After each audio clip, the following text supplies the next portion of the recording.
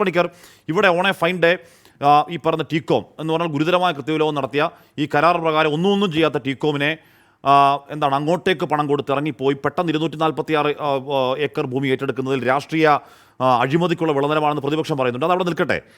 ശ്രീ ശ്രീജിത്ത് പണിക്കർ, ഇവിടെ ഈ കരാർ അങ്ങ് വായിച്ചിട്ടുണ്ടാകണം. വളരെ വ്യക്തമായി, വളരെ ഭംഗിയായി സർക്കാരിൻ്റെ ഭാഗത്താണ് കുറ്റമെങ്കിൽ എന്ത് ചെയ്യാം, ടീകോമിൻ്റെ ഭാഗത്താണ് കുറ്റമെങ്കിൽ എന്ത് ചെയ്യണം എന്ന് വളരെ ഭംഗിയായി അതിനകത്ത് ഏതെങ്കിലും തരത്തിൽ ഒരു സംശയത്തിന് അടിസ്ഥാനമില്ലാത്തവണ്ണം എഴുതി വെച്ചിട്ടുണ്ട്. ടീകോമിൻ്റെ ഭാഗത്താണ് കുറ്റമെങ്കിൽ ഇവിടെ പറയുന്നു recovery of all investment made cost and expenses incurred from government of Kerala ആ certificate by independent firm of chartered accountants jointly appointed by the parties 722 പിന്നെയും കുറച്ചുകൂടി വിശദമായി പറയുന്നു 6 മാസം നോട്ടീസ് നൽകണമെന്നൊക്കെ പറയുകയാണ്. അങ്ങനെ എഴുതി വെച്ചിരിക്കുന്ന സംഗതിയിൽ ഒന്നും ചെയ്യാതെ സ്ഥലം വിട്ടു പോകുന്നവർക്ക് അങ്ങോട്ടേക്ക് പണം കൊടുത്ത് സന്തോഷിപ്പിച്ച് വിടാം എന്ന് സർക്കാർ ആലോചിക്കുന്നത് എന്തിനാണ് ശ്രീജിത്ത്? ശ്രീ ഹാഷ്മി, ഇതിൽ ഈ കരാറിൽ പറഞ്ഞിരിക്കുന്ന കാര്യങ്ങളൊന്നും തന്നെ അവിടെ നടപ്പാക്കിയില്ല എന്ന് മാത്രമല്ല, കരാറിൽ പറഞ്ഞിട്ടില്ലാത്ത പല കാര്യങ്ങളും അവിടെ നടപ്പാക്കിയിട്ടുണ്ട് എന്നുമാണ് നമ്മൾ മനസ്സിലാക്കുന്നത്. ഈ മന്ത്രിസഭാ യോഗത്തിന്റെ തീരുമാനങ്ങളൊക്കെ തന്നെ നമ്മൾ അറിയുമ്പോൾ അതിൽ എഴുതിയിരിക്കുന്ന ചില കാര്യങ്ങൾ നോക്കൂ. അതിൽ പറഞ്ഞിരിക്കുന്നത് എന്താണ്? ഈ ഒരു പ്രോജക്റ്റിൽ നിന്ന് ഈ 2 കമ്പനികളും എക്സിറ്റ് ചെയ്യുകയാണ്. അപ്പൊ അതിൽ കോമ്പൻസേഷൻ നൽകിയിട്ടുള്ള ഉഭയസമ്മതത്തോടു കൂടിയിട്ടാണ് ഇത് പോകുന്നത് എന്നാണ് അത് വായിച്ചാൽ മനസ്സിലാകുന്നത്. ഞാൻ പറയുന്നത് അത് ഈ കോൺട്രാക്റ്റിൽ എവിടെ എഴുതിയിരിക്കുന്നത്? നമ്മൾ ഉഭയസമ്മതത്തോടു കൂടി ഈ കരാറിൽ നിന്ന് പിന്മാറുന്നു, അതിൽ ഒരു പാർട്ടി മറ്റൊരു പാർട്ടിക്ക് കോമ്പൻസേഷൻ കൊടുക്കുന്നുവെന്ന് ഈ കരാറിന്റെ ഏത് ഭാഗത്ത് ഏത് ക്ലോസിലാണ് എഴുതിയിരിക്കുന്നത്? അങ്ങനെ ഒരു ധാരണ ഇതിലില്ല. 1. 2, ഒരു എക്സിറ്റ് പ്ലാൻ തയ്യാറാക്കുന്ന സമയത്ത് പരസ്പരം ചർച്ച ചെയ്തിട്ട് ആ രീതിയിലത്തേക്കുള്ള ഒരു എക്സിറ്റ് പ്ലാൻ തയ്യാറാക്കുക എന്നുള്ള ഒരു സംവിധാനവും ഈ കോൺട്രാക്റ്റിൽ എങ്ങും തന്നെ പറയുന്നില്ല. വളരെ കൃത്യമായിട്ട് ആർക്കാണോ വീഴ്ച പറ്റുന്നത് അതിന് മറ്റേ കക്ഷി, അപ്പുറത്ത് നിൽക്കുന്ന കക്ഷി ആരാണ്, അവർക്ക് വലിയ രീതിയിലത്തേക്കുള്ള മേൽക്കൈ നൽകുന്ന രീതിയിലത്തേക്കാണ് ഇതിന്റെ കണ്ടീഷൻസ് എല്ലാം തന്നെ ഡ്രാഫ്റ്റ് ചെയ്തിരിക്കുന്നത്. എന്നിട്ടും ഈ രീതിയിലത്തേക്ക് ഒരു തീരുമാനമെടുക്കുന്നതിന്റെ കാരണം എന്താണ്? 3, നഷ്ടപരിഹാരം നൽകുമെന്ന് പറയുന്നത് ഏത് വകുപ്പിലാണ്? എന്ത് കാര്യത്തിലാണ് ഇവിടെ നഷ്ടപരിഹാരം നൽകുക? നഷ്ടപരിഹാരം നൽകണമെന്നുണ്ടെങ്കിൽ അല്പം മുമ്പ് പറഞ്ഞതുപോലെ സർക്കാരിന്റെ ഭാഗത്ത് വീഴ്ച ഉണ്ടാകണം. അപ്പൊ സർക്കാരിന്റെ ഭാഗത്ത് വീഴ്ച ഏത് തരത്തിലാണ്? 2 തരത്തിലുണ്ടാകാം എന്ന് ഈ കോൺട്രാക്റ്റിൽ തന്നെ പറയുന്നുണ്ട്. അതിലൊന്ന് ക്ലോസിംഗ് ഡിഫോൾട്ടാണ്, രണ്ടാമത്തേത് ലാൻഡ് ഡിഫോൾട്ടാണ്. അപ്പൊ ഈ കരാർ പ്രകാരം സർക്കാർ ചെയ്യേണ്ടതായിട്ടുള്ള ചില കാര്യങ്ങളുണ്ട്. സ്ഥലം ഏറ്റെടുത്ത് നൽകുന്നത് ഉൾപ്പെടെയുള്ള ഈ അനുബന്ധ സൗകര്യങ്ങൾക്ക് വേണ്ടുന്ന എല്ലാ അപ്രൂവലും നൽകുന്നത് ഉൾപ്പെടെയുള്ള ഇത്ര മാസത്തിന്റെ കാലയളവിലെല്ലാം തന്നെ സർക്കാർ എന്തൊക്കെ കാര്യങ്ങളാണ്, ബേസിക് ഇൻഫ്രാസ്ട്രക്ചർ കൊടുക്കുക തുടങ്ങിയ കാര്യങ്ങളെ പറ്റി എല്ലാം തന്നെ കൃത്യമായിട്ട് പറയുന്നുണ്ട്. ഇൻക്ലൂഡിംഗ് വെള്ളം, വൈദ്യുതി തുടങ്ങിയ കാര്യങ്ങളെല്ലാം ലഭ്യമാക്കുന്നതുമായി ബന്ധപ്പെട്ട് സർക്കാരിന് ഒരു ഉത്തരവാദിത്തമുണ്ട്. ആ ഉത്തരവാദിത്തത്തിലൊക്കെ തന്നെ സർക്കാരിന്റെ ഭാഗത്ത് നിന്ന് വീഴ്ച വന്നിട്ട് അതൊരു ഡിഫോൾട്ടായി പോവുകയാണ് എങ്കിൽ അതെല്ലാം തന്നെ ക്ലോസിംഗ് ഡിഫോൾട്ടിന്റെ ഭാഗമായിട്ട് വരും. ഇനി 246 ഏക്കർ ഭൂമിയുണ്ട്. ആ ഭൂമി കൃത്യസമയത്തിനുള്ളിൽ സമയബന്ധിതമായി ഏറ്റെടുത്ത് ഇവർക്ക് നൽകുന്നില്ല എങ്കിൽ അത് ലാൻഡ് ഡിഫോൾട്ടാണ്. അപ്പൊ ഇങ്ങനെ 2 കാര്യങ്ങളിൽ മാത്രമേ ഇതിൽ സർക്കാരിന്റെ ഭാഗത്തു നിന്ന് വീഴ്ച ഉണ്ടാകാനായിട്ടുള്ള സാധ്യതയുള്ളൂ. അങ്ങനെയുള്ള ഒരു വീഴ്ച സർക്കാരിന് ഏതെങ്കിലും ഒരു ഘട്ടത്തിൽ ഉണ്ടായതായിട്ട് ഏതെങ്കിലും ഒരു മന്ത്രിയോ സർക്കാരോ ഒരിക്കൽ പോലും പറഞ്ഞിട്ടില്ല. നമുക്ക് പ്രത്യക്ഷത്തിൽ അങ്ങനെയുള്ള ഒരു അറിവുമില്ല എന്നുള്ളത് ഒരു കാര്യം. 2, സർക്കാരിന്റെ ഭാഗത്ത് അഥവാ വീഴ്ച ഉണ്ടായാൽ എന്താ ചെയ്യുക? 3-4 ഓപ്ഷൻസ് ആണുള്ളത്. ആർക്കാ കിട്ടുക? ടീകോമിനാണ് ആ ഓപ്ഷൻസ്. 1, ഈ കരാർ അവർക്ക് റദ്ദ് ചെയ്യാം. 2, അവരുടെ ഓഹരി കൂടി വാങ്ങാനായിട്ട് അവർക്ക് സർക്കാരിനോട് ആവശ്യപ്പെടാം. എത്ര പണമാണ്? അവർ 84% ആണ്. അത് അവരിട്ടിരിക്കുമ്പോൾ അത് വാങ്ങാനായിട്ട് അവർക്ക് സംസ്ഥാന സർക്കാരിനോട് ആവശ്യപ്പെടാം. ഇനി 3, ഒരു സ്വതന്ത്ര ഇവാലുവേറ്ററെ വെച്ച് അവർക്ക് അനുകൂലമായ രീതിയിലത്തേക്ക് സർക്കാരിന്റെ ഓഹരികൾ വാങ്ങിയെടുക്കാം. അപ്പൊ സർക്കാരിനാണ് നഷ്ടം. ഇനി ഈ പറഞ്ഞിരിക്കുന്ന പോലെ അവരുടെ എല്ലാ കോസ്റ്റുകളും സർക്കാരിൽ നിന്ന് റിക്കവർ ചെയ്യുന്നതിന് വേണ്ടിയിട്ട് അവർക്ക് നടപടിയെടുക്കാം. ഇതിനെ 3 ക്ലോസ് ആക്കിയിട്ടാണ് ഈ 4 പോയിന്റിനെ പറഞ്ഞിരിക്കുന്നത്.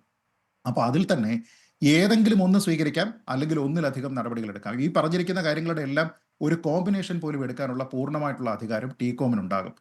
അതേപോലെ തന്നെ വീഴ്ച വന്നിരിക്കുന്നത് ടീകോമിന്റെ ഭാഗത്താണ് എങ്കിൽ സർക്കാരിനും ഇതേപോലെ തന്നെയുള്ള ക്ലോസുകൾ അവിടെയുണ്ട്. ഇതേപോലെയുള്ള കാര്യങ്ങൾ ഒരു നടപടിയോ ഒന്നിലധികം നടപടികളോ എടുക്കാനുള്ള എംപവേർഡ് ആയിട്ടുള്ള ഒരു ബോഡിയാണ് ആ ഭാഗത്ത് വരുന്ന ഈ കോൺട്രാക്റ്റിലെ ഒരു പാർട്ണറായിട്ടുള്ള സർക്കാർ. അപ്പൊ അങ്ങനെ കൃത്യമായിട്ടുള്ള വ്യവസ്ഥകൾ ഉണ്ടായിരിക്കുമ്പോൾ എന്തിന്റെ പേരിലാണ് ഇതിൽ പിന്മാറുന്ന സമയത്ത് സർക്കാർ കോമ്പൻസേഷൻ നൽകുക എന്ന നിലയിലേക്ക് എത്തുക? ഇപ്പൊ ഇവിടെ വന്നിരിക്കുന്ന പ്രധാനപ്പെട്ട വീഴ്ച നമുക്ക് മനസ്സിലാകുന്നത് എന്താണ്? ഈ പദ്ധതി ആരംഭിച്ചു 2007.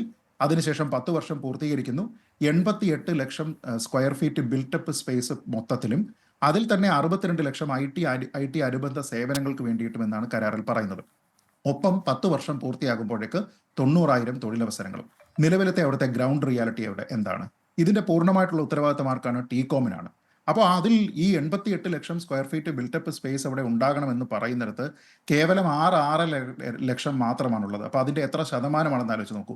10% പോലും അവിടെ പൂർത്തീകരിച്ചിട്ടില്ല 10 വർഷം. അല്ല ജോലിയോ ശ്രീത്ത്, ജോലിയോ ഇൻഫോ പാർക്കിൽ 10,000 പേർക്ക് ജോലിയായി. ഇവിടെ 1 ലക്ഷം പേർക്ക് ജോലി എന്ന് പറഞ്ഞിട്ട് 8,000 പേർക്ക് പോലും ആയിട്ടില്ലെന്നാണ് പറയുന്നത് പരമാവധി.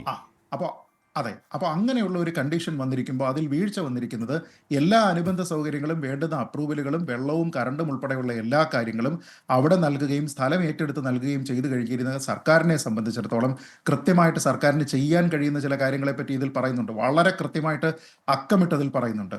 അതിൽ ഏതെങ്കിലും രീതിയിൽ ഈ പറയുന്ന കാര്യം ഇപ്പോൾ 10 വർഷമാണെങ്കിൽ അത് 2017 പൂർത്തിയാകുന്നു. ആ പറയുന്ന ടേമിൽ ഈ 90,000 തൊഴിലവസരങ്ങൾ ഇവിടെ ഉണ്ടായിട്ടില്ല എങ്കിൽ, 88 ലക്ഷം സ്ക്വയർ ഫീറ്റ് സ്ഥലം അവിടെ പൂർത്തിയായിട്ടില്ല എങ്കിൽ, IT വേണ്ടിയിട്ട് 62 ലക്ഷം സ്ക്വയർ ഫീറ്റ് സ്ഥലം അവിടെ പൂർത്തിയായിട്ടില്ല എങ്കിൽ, സർക്കാരിനെ സംബന്ധിച്ചിടത്തോളം അതിലൊരു 3 മാസത്തെ കാലയളവിൻ്റെ താമസമുണ്ട് എങ്കിൽ സർക്കാരിന് നോട്ടീസ് കൊടുക്കാം.